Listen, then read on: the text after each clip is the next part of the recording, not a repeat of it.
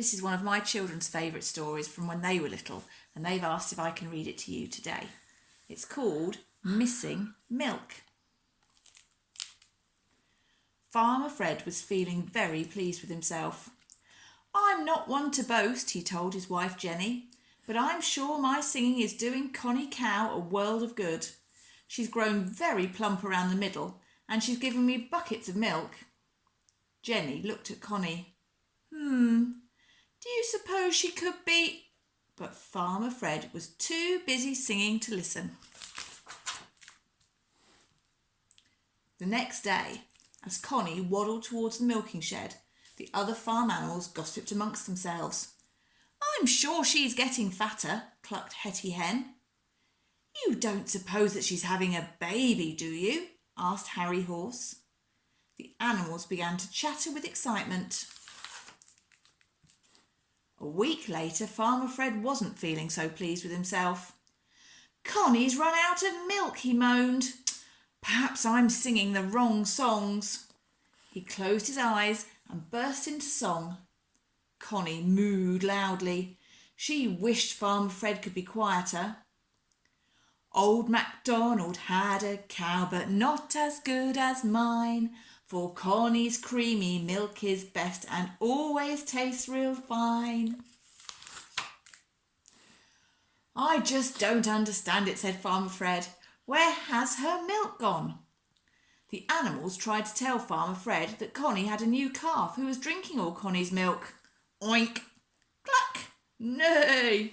Woof! Cock-a-doodle-doo! Bah! But Farmer Fred just looked puzzled at all the noise.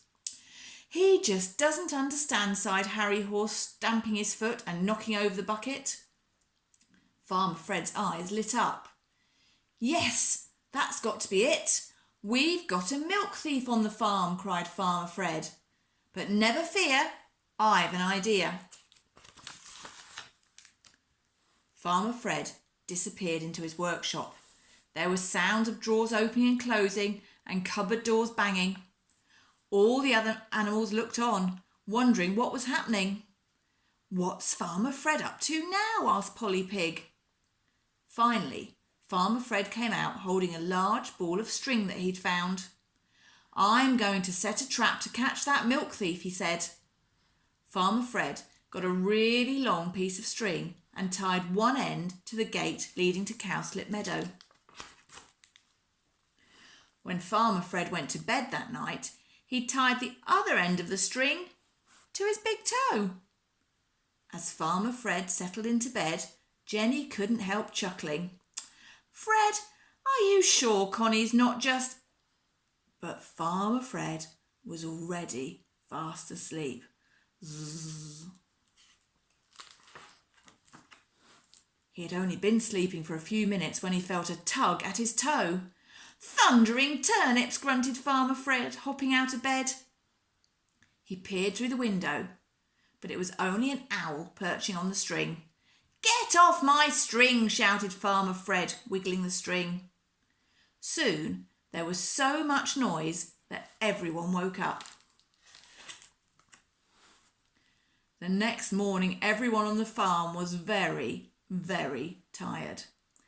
Hetty Hen called a farmyard meeting. Everyone but Connie was there.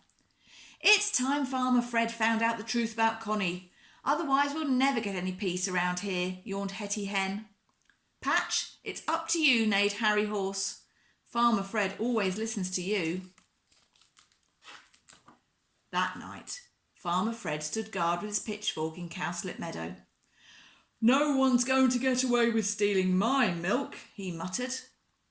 Very slowly and very carefully, he began counting the cows.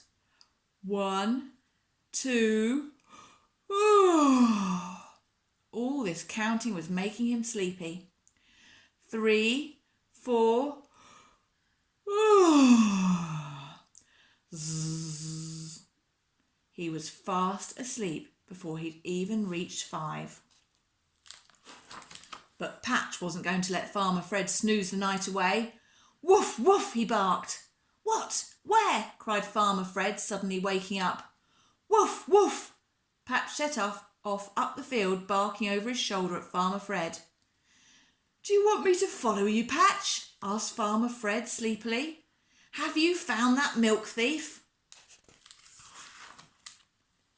Patch led Farmer Fred to the old barn at the top of the field. Farmer Fred shone his torch around the barn, and there in the corner was Connie. Beside her was the milk thief, a beautiful baby calf. "Ah, you've got a little calf to feed," cried Farmer Fred. "No wonder you had no milk to spare, Connie."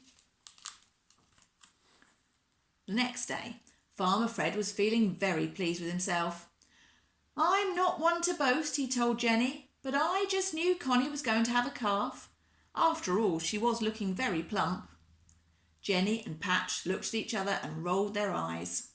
Harry, Hetty, Polly, Shirley and all the other animals smiled happily. Now perhaps they could all get some sleep.